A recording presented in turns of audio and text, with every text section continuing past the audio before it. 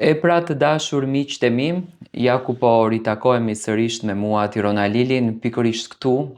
në kanalin Monitor TV për të komentuar dhe analizuar pak Mateo Borin. Mateo Bori, një djalë i cili që në ditën e parë kur hyri brenda në shtëpinë e Big Brotherit, ka treguar një qetësi të jashtëzakonshme, ka treguar një edukat të jashtëzakonshme dhe ka treguar atë djalin fisnik edhe të butë. Tani, Mateo ja pati shumë momente që realisht kur do të largohet nga Big Brotheri, do t'i mban me shumë krenari, do t'i ruan si kujtimin më të bukur në zyrtarin e tij të jetës, sepse është një diçka që ndodhen vetëm një herë në jetë dhe përjeton vetëm një herë në jetë. Banorët mund të rifuten brenda kësaj shtëpie, por emocionin e gjës e merr vetëm një herë në jetë.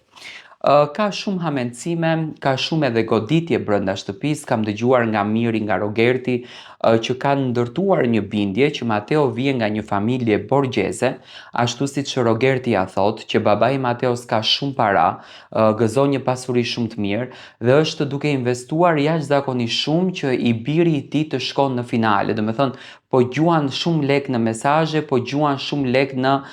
mbështetjen e të birit.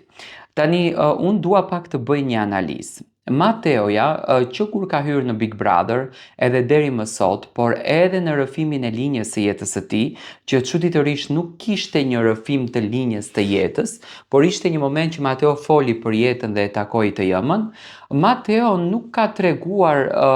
se konsideron një pasuri jashtë, se konsideron shumë lek jashtë, ka treguar që jati ka një biznes, ka treguar që ka një vëlla në Gjermani dhe ka treguar që punon jashtëzakonisht shumë, mbi 12 orë në palestrën ku është Mateo, do të thonë punon me lek si instruktor palestre, vetëm e vetëm që të siguron një të ardhme. Dhe nuk ka treguar këtë djalin që vjen nga një familje shumë e pasur, këtë djalin që ka shumë lek në përduar etj etj. Përkundrazi, ashtu siç Rogerti e përshkruan që Mateo është një djalë i cili ka jetuar në pasuri, ne jeta na ka mësuar, për shembull unë në përditshmërinë time kam takuar njerëz që kanë shumë pasuri, konsiderojnë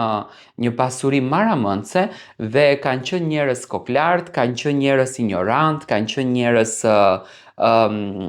egoist dhe tek Mateo, me thënë të drejtën, unë personalisht nuk e kam gjetur këtë gjën për gjithë ato ditë që Mateo ka qëndruar brenda në shtëpi. Të thuash për veshje, Mateo është djali më modest brenda asaj shtëpie. Nuk është se ka veshur firma të shtrenjta, nuk është se ka promovuar ora të shtrenjta, parfume të shtrenjta, është ekstrem njeri i thjesht. Domethënë më i thjesht se sa një qytetar i rëndomt. Edhe pse mund të ketë pasuri, edhe pse mund të ketë famë. Domethënë unë kur nuk e kam dëgjuar nga goja e Mateos që kam kaluar në këto etapa të jetës dhe këtë xhupin që kam veshur apo këto tuta që kam veshur kushtojnë qindra mijëra euro. Dhe mendoj që njeriu i cili rritet në një pasuri të madhe e ndërton këtë karakterin dhe sidomos kur je një djalë i përkëdhelur, ashtu siç nëna e Mateos e tregoi në surprizën e madhe dhe ashtu siç Mateo po tregon për afrimitetin dhe dashurinë që kanë për familjen. Unë nuk e heq nga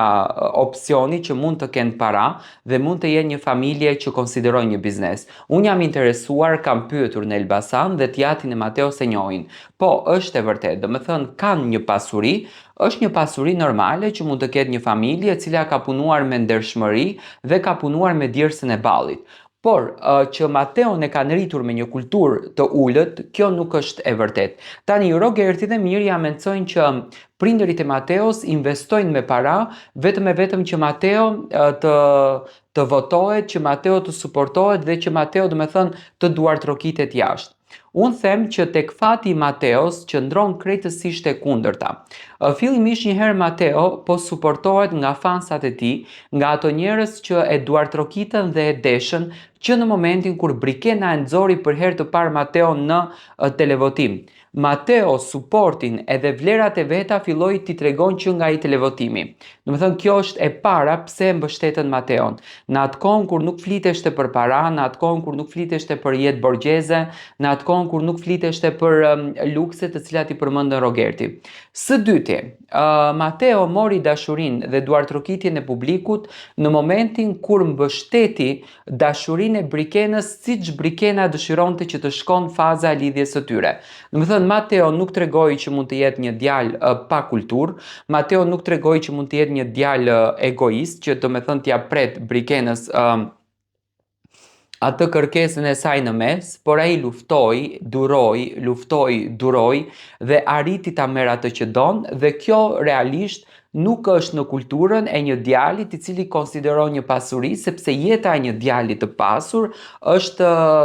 zër njërën, lër tjetrën, kap njërën, kap tjetrën. Dhe nuk mund të ketë kulturën të pret një femër që asaj t'i mbushet mendja për të arritur të lidhet. Tani, në qoftë se do të themi se kjo është e tëra për lojë, unë mendoj që Mateo po ta kishte këtë gjën për lojë, nuk do qëndronte me Brikenën, por do të luftonte që të kapte një femër tjetër, kishte shumë mundësi aty brenda, që Mateo mund t'ia besonte marrëdhënien dikujt sa për ta vazhduar lojën dhe të ecte përpara, por Mateo nuk i ka patur këtë ndjesi dhe unë mendoj që nga jashtë babai i Mateos edhe nëna e Mateos nuk është se paguajnë me pare për ta mbështetur të birin, por karakteri i Mateos, njerëzilliku që Mateo tregoi, do të thënë banorët të cilët janë zëri i popullit brenda asaj shtëpie, që janë modest, që janë të thjeshtë, që nuk e shesin veten sikur paleça vipash janë, ato janë të fituar, ato janë të dashur te publiku. Dhe mendoj që në këtë rast, do të thënë Mateo arriti që të merr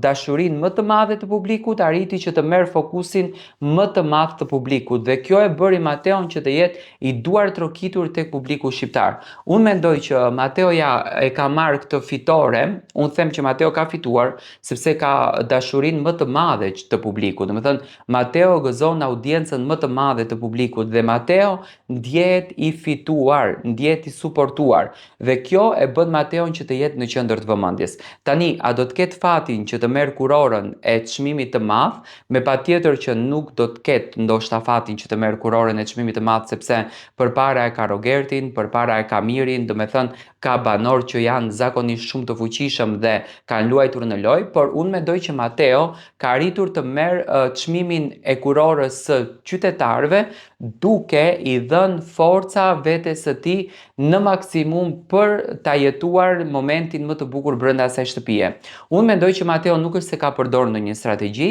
strategjia e Mateos ka qenë thjesht të qenurit vetvetja. Të qenurit vetvetja, Mateo është këtu ku është. Nuk ka patur fytyra, nuk ka patur filtra, ka qenë ky djali pa filtra, ky djali